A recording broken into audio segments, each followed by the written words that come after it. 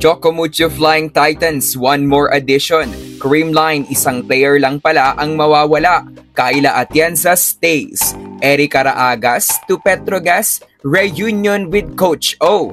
Good day, ka-trending. This is Ron Michael, the voice artist of this channel. Ngunit bago natin yan pag-usapan, ay huwag mong kalimutan mag-subscribe and click the notification bell para updated ka sa latest Pilipinas volleyball trends.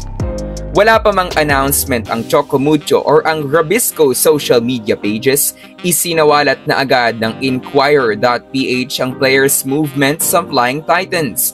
Aalis sila Denden Revilla at Bea De Leon para sumakabilang Robisco team na Creamline. Ibinalita din nila na ang madadagdag sa competing roster ng CMFT ay sila Mars Alba, Via General at Mean Mendres. Hindi pa pala kumpleto ang mga pangalang yan. Ayon kasi sa nasasagap nating balita ay may madadagdag pa na isang outside hitter / opposite attacker sa Chocomucho. Sa pag-release ng Signal HD Spikers kay Jerry Lee Malabanan, madami agad na ang nagnais na sanay sa Titans mapunta si Jerry Lee dahil sa taglay nitong natural power. Napaisip din ng ilan na baka siya ang tinutukoy na manlalarong madadagdag sa Ubi Girls dahil si Malabanan ay kayang maglaro bilang open or outside spiker. Subalit ayon sa ating naririnig na rumor, hindi si Malabanan ang madadagdag sa Chocomucho. Ang player umanong ito ay isang veterano. Under negotiation na si player na sa ngayon ay hindi pa naglalabas ng ibang clue ang mga insiders kung sino ito. Bagkus, ang manlalarong ito ay isang veteran. Sa panig naman ng Cold Smashers na ihayag natin na hindi lang si Sed Domingo ang posibleng mawala sa team. Nagkalat kasi ang tinapaglisan ng team's libero na si Kayla Atienza. Base sa update na nanggaling kay Mother Lily, isa na lamang ang aalis sa CCS at iyan nga ay si Sed Domingo at si Kayla Atienza ay mananatili na sa Team Good Vibes. Kahit na magstay si Kayla ay tuloy pa din ang parehong si Denden at Bea sa Cool Smashers.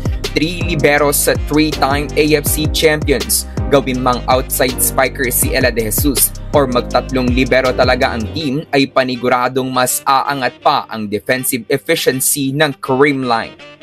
Pag-usapan naman natin ang former Lady Eagle na si Erica Raagas. Sa pagdating ni Gretchen Soltones sa panig ng Akari, si Raagas ang natutunogang pinakawalan ng Chargers. Noong college si Erica, siya ay isang opposite hitter pero ilang conferences siyang ginamit ni De Brito bilang outside attacker. Marahil ito ay dahil sa presence nila Manabat at Soyud sa team. Kaya naman maaobserbahan nating hindi na ipakita ni Raagas yung optimum potential niya suot ang Akari jersey dahil sa kanyang playing position. Sa ngayon nag-tweet si Sir Homer Sison na writer ng Spin.ph na ayon sa kanyang PVL source, seryosong option ni Erica Raagas ang Petrogas Angels to be her new team. Subalit kung mapapaisip ka, hindi tinapos ni Raagas ang kanyang playing years sa Ateneo dahil kay Coach Oliver Almadro. Kaya naman bakit siya babalik sa team kung saan head of volleyball operations ang rason kung bakit hindi niya tinapos ang kanyang UAAP stint. Biro nga ng ilan, hindi na natuto si Erica. She did not learn from history. Nakakawala na daw siya sa sumpa, gusto pa nitong bumalik. Magstay na lang daw si Raagas o kaya'y pumunta sa ibang team, suhestyon ng ibang mga fans. Isa itong interesting move kung sakaling matuloy. Tingnan natin kung sa ibang koponan dalhin ng kanyang paa si Raagas. Lalo pat bago lumabas ang balitang ito na top choice ni Erica ang Petrogas, ay napauna na nating narinig ang plano nitong pagpunta sa Farm Fresh Foxies.